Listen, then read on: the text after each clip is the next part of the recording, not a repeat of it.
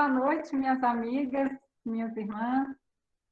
Então, quando a Sandra me convidou para compartilhar sobre uma mulher da Bíblia e sobre mim, imediatamente eu disse sim, porque eu acreditei que seria capaz, né? E ela acreditou junto comigo, nós acreditamos juntas, né? Trabalhamos juntas para que hoje pudéssemos estar aqui para aprender um pouco mais com o coração dessa mulher e aprender com vocês também. Bom, eu nasci na roça, lá em Alvinópolis, que é a mesma cidade do Braulio. Eu tenho 3 irmãos, uma mulher e 2 homens. Todos 3 são casados e eu sou a única solteira. E aos 11 anos de idade, eu fui morar com a prima em Santa Bárbara. E lá eu fiquei até os 13 anos de idade. E aos 14 anos, eu já trabalhava como empregada doméstica. Eu tinha salário, né? Só não tinha carteira assinada ainda, porque não assina carteira na cidade. E fui morar, né, numa república com 8 primas e uma colega. E aí já tinha aquela responsabilidade de adulta, né? De pagar aluguel, pagar água, luz, alimentação. E, e às vezes mandar um dinheirinho para minha família, né? Para minha mãe. Eu resolvi sair de casa na cidade porque eu não tinha relacionamento com a minha família. Meu pai bebia muito, a minha mãe me batia. E quando eu queria ir para a casa da minha tia, que é vizinha lá da minha mãe, eu queria ir para brincar, né, com as minhas primas. Aí eu pedi ao meu pai para deixar eu ir. Aí ele passava a bola para minha mãe. Aí ele me falava, sua mãe que sabe, vai lá e pergunta a ela.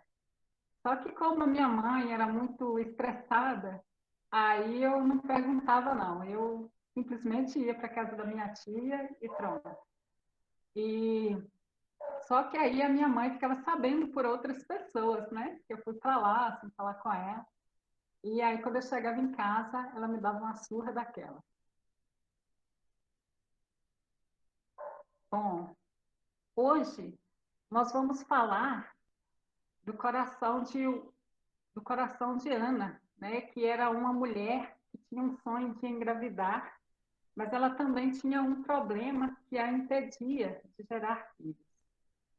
Ana era casada com a Eucana, e Eucana tinha uma outra mulher que, na verdade, Eucana casou com outra mulher que podia gerar filhos, né? E essa história nós vamos conferir no primeiro capítulo de Samuel, do versículo de 1 ao 6. Havia certo Dá um homem. tempinho para ela saber. Tudo certo aí? Posso começar a ler? Então vamos lá. 1 Samuel, capítulo 1, do versículo de 1 ao 6. Havia certo homem de Ramataim, Zufita, dos montes de Efraim, chamado Eucana, filho de Seroão, neto de Eliú e bisneto de Tou, filho do Eframita Zufi. Tinha 2 mulheres, uma se chamava Ana e a outra Penina. Penina tinha filhos, Ana, porém, não tinha. Todos os anos, esse homem subia de sua cidade a Siló para adorar e sacrificar ao Senhor dos Exércitos. Lá, Ofni e Finéias, os 2 filhos de Eli, eram sacerdotes do Senhor. No dia em que Eucana oferecia sacrifícios, dava porções à sua mulher Penina e a todos os filhos e filhas dela. Mas a Ana dava uma porção dupla, porque a amava, mesmo que o Senhor a houvesse deixado estéril. E porque o Senhor a tinha deixado estéril, sua rival a provocava continuamente, a fim de irritá-la. Que situação dolorosa, né? Que Ana passava. Porque Ana, ela vivia e convivia com a outra mulher de seu marido, né? Com a outra mulher que provocava ela, que humilhava ela, né? E imagina se a gente estivesse no lugar de Ana, né? A Ana passou por tudo aquilo calada, né? Ela não revidou.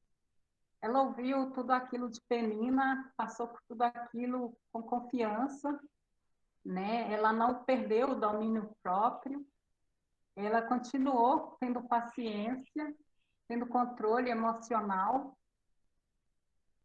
e não desistiu da família. Ana poderia ter saído de casa, né? Deixado Eucana lá com a outra mulher, com os filhos, filhas, né? Mas não, ela continuou firme lá debaixo do mesmo teto, né? Ela não desistiu do sonho dela. Uhum. E mesmo sabendo que tinha um problema que poderia impedi-la de seguir em frente com aquele desejo, né? Porque ela não podia gerar filhos.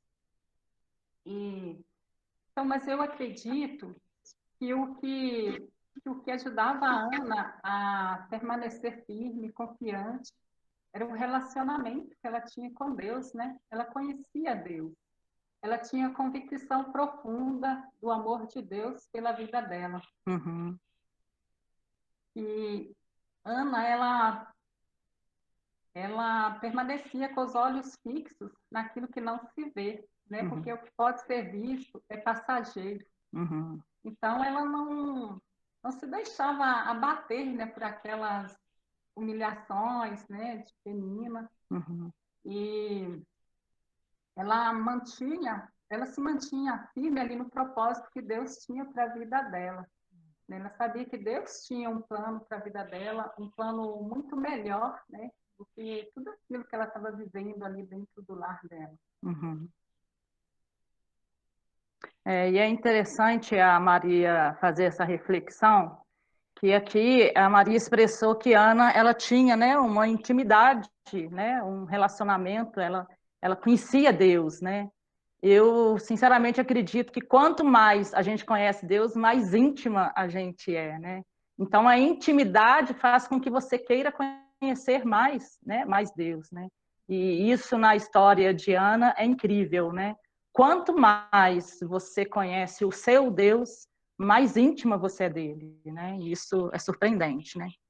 Bom, Continuando. quando eu vim para Belo Horizonte, eu tinha 17 anos.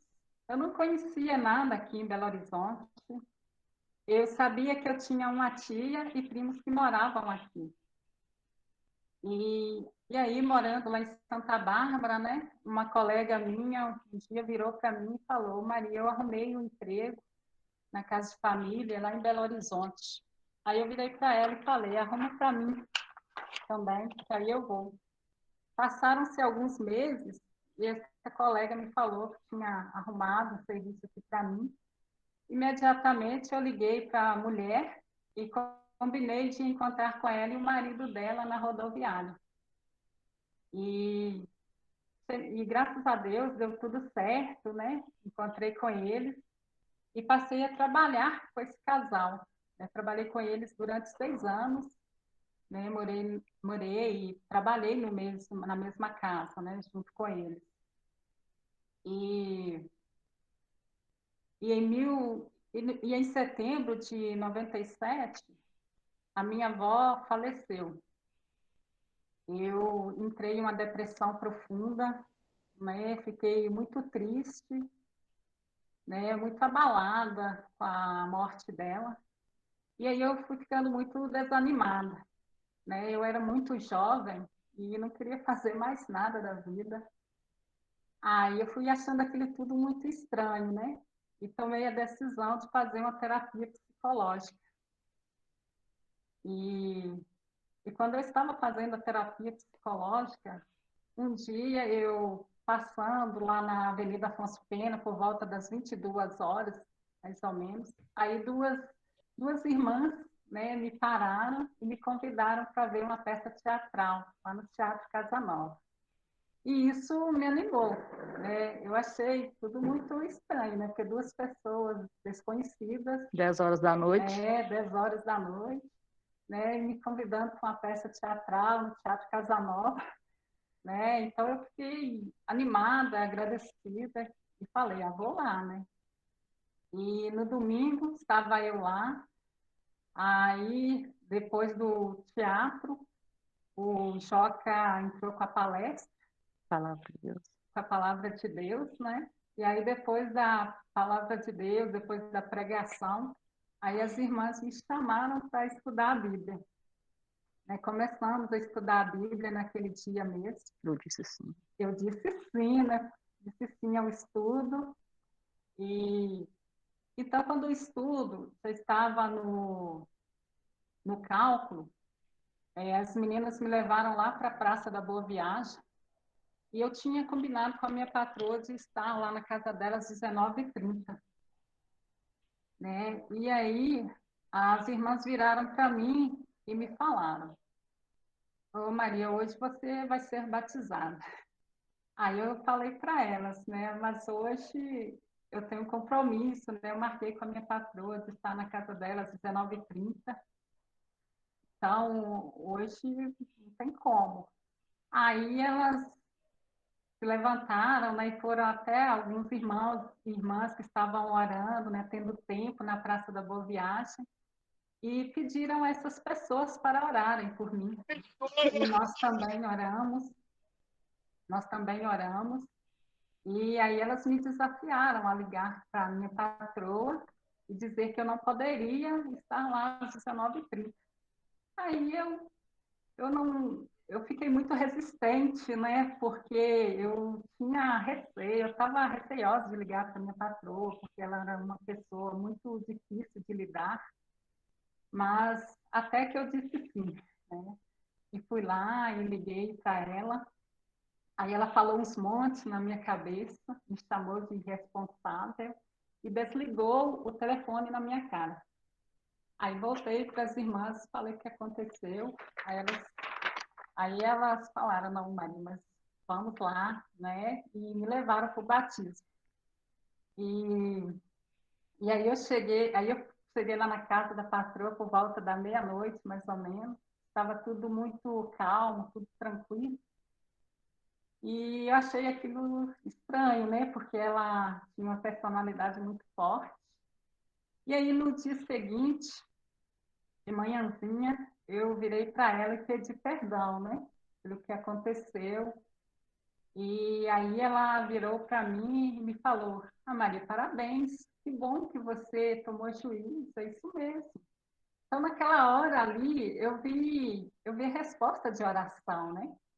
Porque antes disso eu estava imaginando as minhas coisas todas jogadas lá na rua, né? Minhas roupas, minhas coisas, tudo lá nas praças, né? Uhum. Mas graças a Deus, nada disso aconteceu e foi um momento que eu vi muito a resposta de oração e o poder de Deus. Nossa, uau, que história, hein, irmãs? E eu tremeria nas bases, viu? Se eu tivesse que ligar para minha patroa, 6 anos de trabalho. Mas o que a gente pode aprender aqui é que quando a gente fala sim para Deus, a gente é abençoada e quem está ao nosso redor também vê o poder de Deus, né? Imagina, uma patroa que tinha, né, as suas dificuldades. A Maria expressou para mim em detalhes que ela era muito difícil, intolerante, impaciente, e mesmo assim, Maria dizendo sim para Deus, essa mulher admirou a atitude da Maria, né? Então, quantas e quantas vezes nas nossas vidas a gente às vezes não diz sim para aquilo que é correto por medo, por insegurança, né? E a história da Maria aqui mostra, né, que muitas vezes, né, a gente quer dizer não, mas dizendo sim para Deus, Deus honra, né? Porque estamos fazendo certo para Ele e mostra, né, o agir dele na vida de outras pessoas, né? E aí Maria vai continuar aí. Fala aí, Maria. Sim, na história de Ana havia Penina e Eucana. Lá no capítulo 1, no versículo 7 a 8, estão todas lá? Posso prosseguir? Vamos lá. Isso acontecia ano após ano. Sempre que Ana subia à casa do Senhor, sua rival a provocava e ela chorava e não comia. Eucana, seu marido, lhe perguntava: Ana, por que você está chorando? Por que não come? Por que está triste? será que eu não sou melhor para você do que 10 filhos? Olha só, nesse momento aqui, Ana teve ali a oportunidade, né, de reclamar com Eucana sobre Penina, né, falar das humilhações que ela vinha sofrendo, né, do que estava passando com ela, mas Ana não fez isso, né? E qual foi a resposta de Ana, né, diante das perguntas de Eucana? Nenhuma, né? E, e, Pode e ir. assim, a gente entende aqui que Ana, ela confiava, né, no amor de Deus, né? Eucana foi imaturo, né? Ele não entendia a angústia de sua resposta de forma plena. Ele sabia que Ana tinha um sonho, sabia também do problema dela, mas mas ele amava tanto que a forma dele encorajá-la era demonstrando o seu amor. Uhum. No fundo, ele estava dizendo assim: não sofra mais, Ana, não fique com essa aflição no seu coração. Eu estou te amando. Eu estou te amando mais para que você possa ser feliz, mesmo não tendo filhos.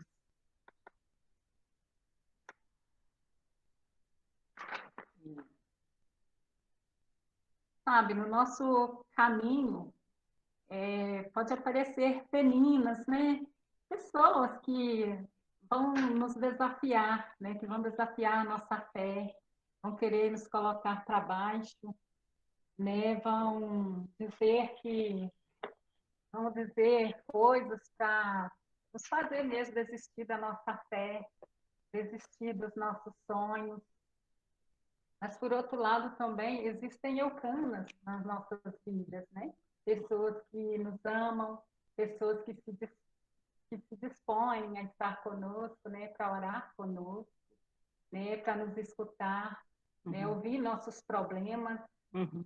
E É. pessoas que vão dizer para nós, né? Que a gente está sonhando alto demais. Ah, que isso é bobagem, né? Desista disso. Mas graças a Deus, nós hoje temos Deus, né? A gente pode contar com a ajuda de Deus, a gente pode orar a Deus sempre e contar com Ele, né? Em qualquer situação. Uhum.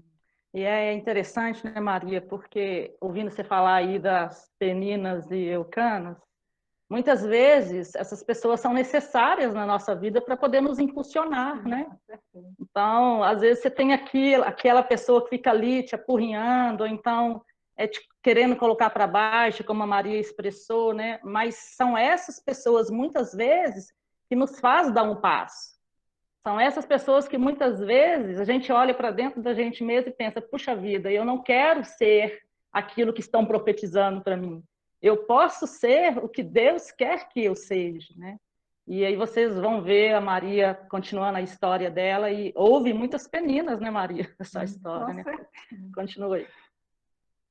No final do ano de 2012, eu não trabalhava mais de empregada doméstica, né? E saí do escritório de advocacia onde eu trabalhava chorando, né? E logo à minha frente eu avistei uma banca de revista com um edital dizendo que estava aberta inscrições para o concurso da FEMIG. E aí, naquele momento, eu decidi, eu vou estudar para esse concurso.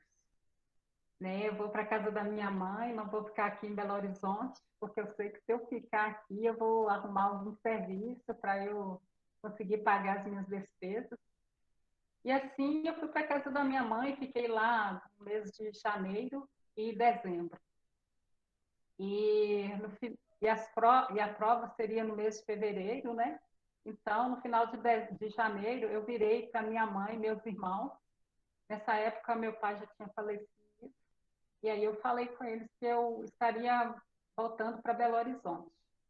E aí o meu irmão mais velho virou para mim e me falou: o quê? O que você vai fazer lá em Belo Horizonte? Né? Você já está há tantos anos lá, até hoje você não conseguiu nada lá, você não tem uma casa, você não tem carro.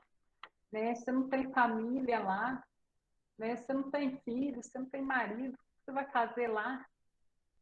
Irmãs, naquela hora, né, o meu coração doeu muito, né? Eu me senti muito angustiada, muito triste e, e decidi ali, né, na minha mente, que chegando aqui em Belo Horizonte, eu arrumaria as minhas coisas e iria voltar para a roça, morar com a minha mãe.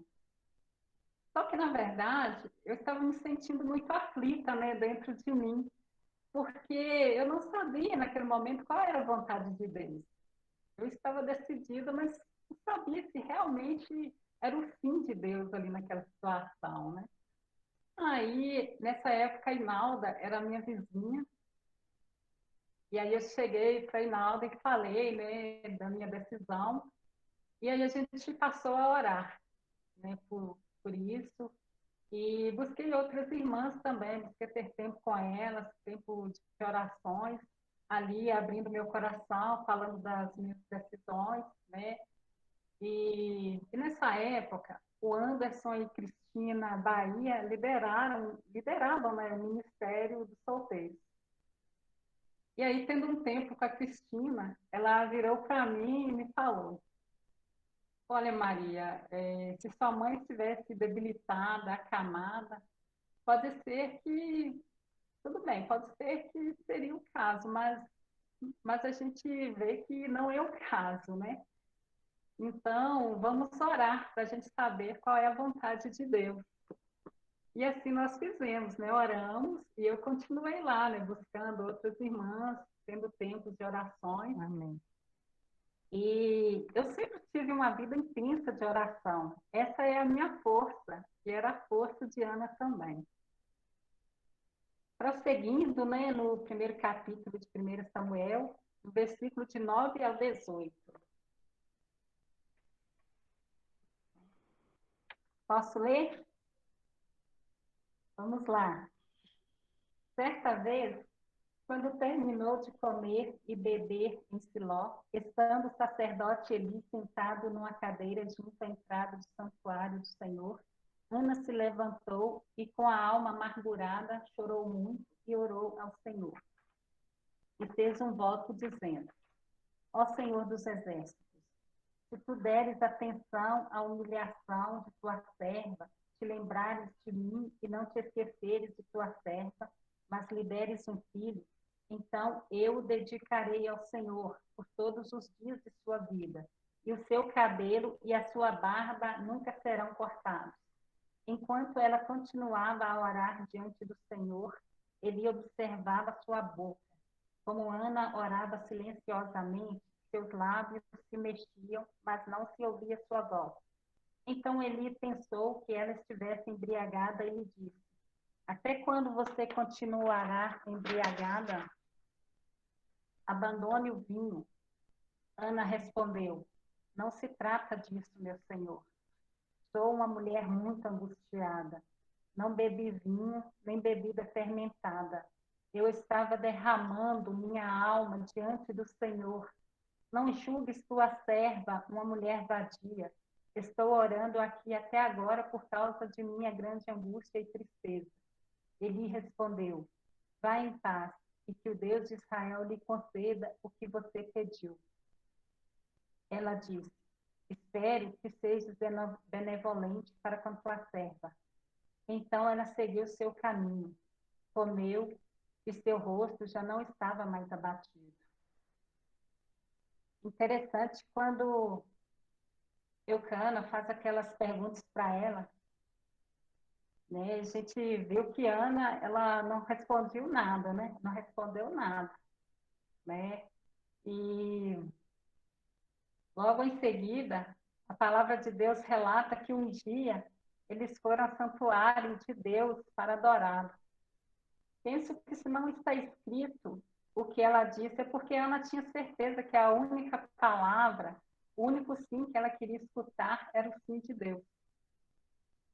E para escutar Deus, temos que muitas vezes levantar, mesmo desanimadas, angustiadas, aflitas, levantar e orar. Irmãs, se hoje você não tem se levantado diante de Deus, quero te animar a se inspirar com a história de Ana. Tem muitas Anas aqui, tem guerreiras de oração, né, Cris? Né, Tati? Quando Elias julga que tinha bebido vinho, porque ela só mexia com os lábios, olha a resposta dela. Eu estava derramando a minha alma diante do Senhor. Qual foi a última vez que você derramou a sua alma diante do Senhor? Derramar-se diante de Deus é dizer sim para Ele, é reconhecer que não podemos fazer nada, não podemos receber nada de Deus sem derramarmos nossa alma diante dele.